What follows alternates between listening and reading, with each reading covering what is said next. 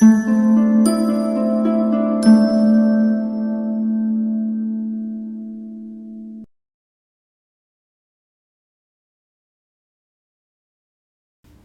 एक जीवनी अज्ञे का पहला उपन्यास है जो कि अजनबीपन का एक सुंदर उदाहरण है। इसकी कथा वस्तु आज भी अपनी प्रासंगिकता रखती है।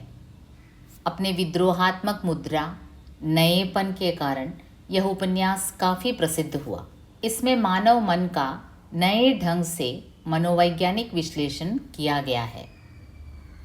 यह एक व्यक्ति केंद्रित उपन्यास है जिसका नायक शेखर है और उसी के चारों ओर सारी घटनाएं घूमती रहती है।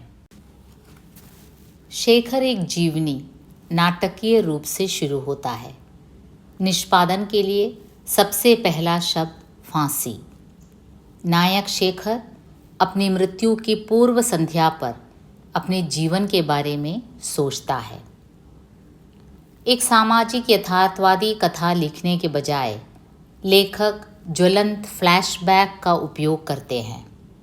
मृत्युदंड पाए हुए शेखर के सामने सारा अतीत सजीव हो उठता है। हिंदी का प्रथम उपन्यास जिसमें फ्रॉयडियन मनोविश्लेषणात्मक पद्धति को अपनाया गया। पूर्वदीप्ति शैली का प्रयोग करते हुए शेखर के मानस में स्थित विविध मनोदशाओं का वर्णन अज्ञे करते हैं। मैं अपने जीवन का प्रत्यावलोकन कर रहा हूँ। अपने अतीत जीवन को दोबारा जी रहा हूँ।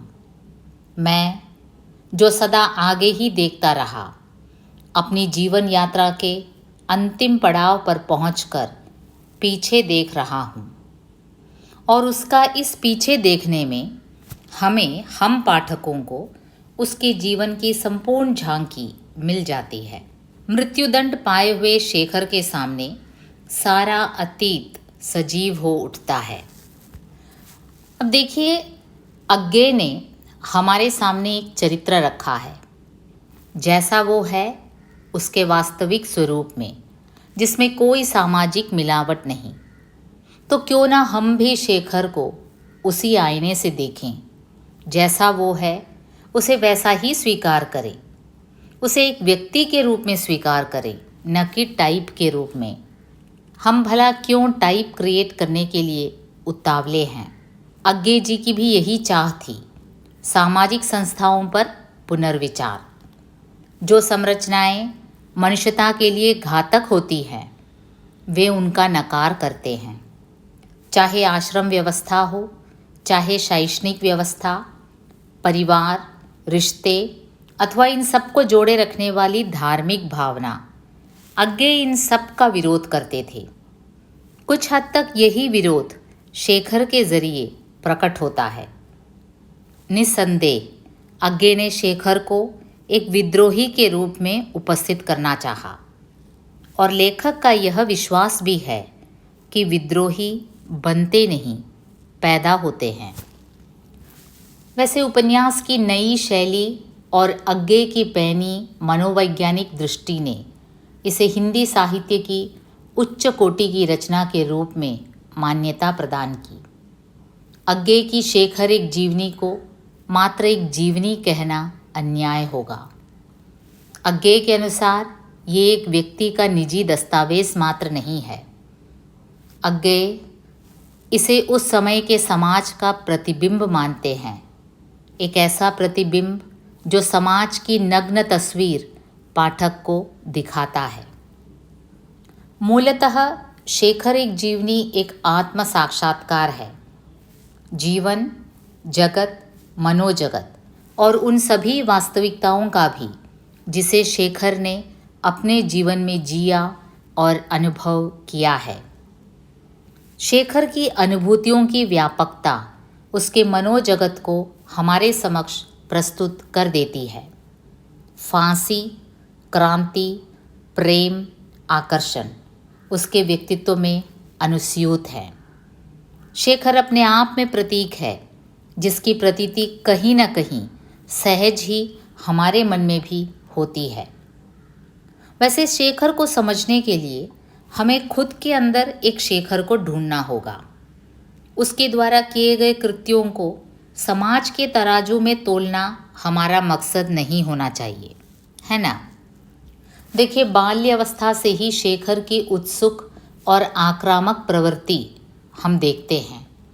डाकिये को चोट पहुंचाना, सहपाठियों से झगड़ा करना, मास्टरों का मजाक उड़ाना, शशि को चोट पहुंचाना, तैरना न जानते हुए भी नदी में कूद पड़ना, ये थी उसकी हरकतें। और उसके सवाल कैसे कैसे थे? माँ, तुम कब मरोगी? सब कुछ ईश्वर ही करता है तो युद्ध भी वही करवाते होंगे। छोटी जात के लोगों के घर से खाना खाना मना है तो फिर उनके साथ खेलते क्यों हैं? तो ये थे उसके सवाल। और उसका अहम कहाँ कहाँ स्पष्ट होता है। जब वह केवल 6 साल का था तब उसने निश्चय किया कि अब वक्त आ गया है कि वह एक पुस्तक लिखे और प्रसिद्धि प्राप्त करे। जिसने छोटी आयु में ही यह जान लिया था कि सभी भय काल्पनिक होता है, मृत्यु भय भी काल्पनिक ही होता है। जिसने यह कह डाला था कि लोग बुरे को देखते हैं तभी उन्हें पता लगता है कि क्या अच्छा है, बुरा नहीं हो तो क्या पता लगे कि अच्छा क्या है। जिसने अपनी छोटी आयु में ही समझ लिया था कि संसार आखिर चाहता क्या है। संसार चाहता है कि प्रत्येक व्यक्ति को ठोक पीट कर, उसका व्यक्तित्व कुचल कर उसे एक टाइप बना दिया जाए, उसे मूल रचना न रहने दिया जाए, मूल रचना न रहने देकर एक प्रतिलिपि मात्र बना दिया जाए। प्रतिलिपि होता है ना, फोटोकॉपी। हमारी जो एजुकेशन सिस्टम है, जो शिक्षण व्यवस्था है, शायद हम स्कूल एवं कॉलेजों में इसी प्रकार की प्रतिलिपियों को ही तो निर्मित कर रहे हैं सालों से।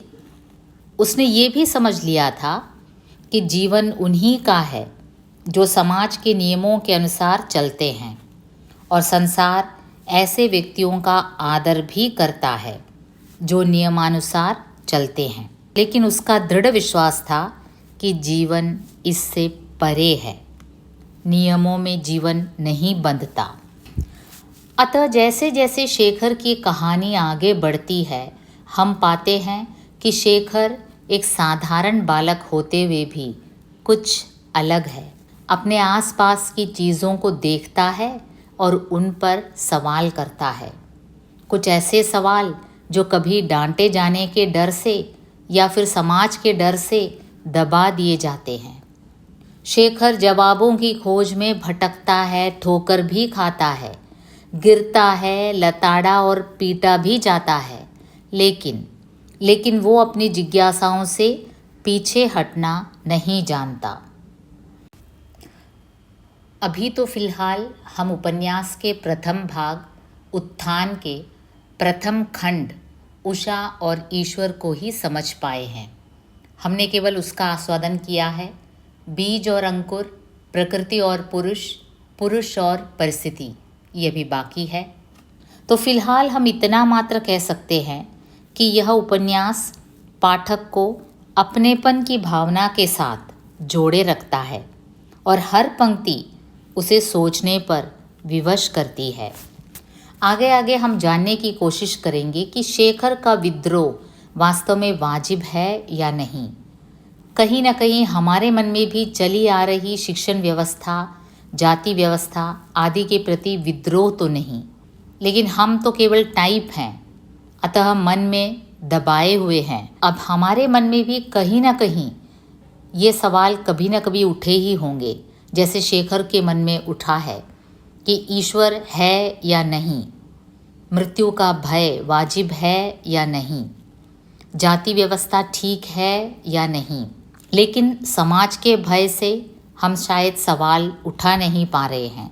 आखिर स्वातंत्र्य की खोज किसको नहीं होती? व्यक्ति को तो होती ही है, टाइप को नहीं। हम टाइप हैं, इसलिए शेखर के जैसे सोच नहीं पा रहे हैं। जुड़े रहिए, मस्त रहिए, फिर मिलेंगे एक अगले एपिसोड को लेकर।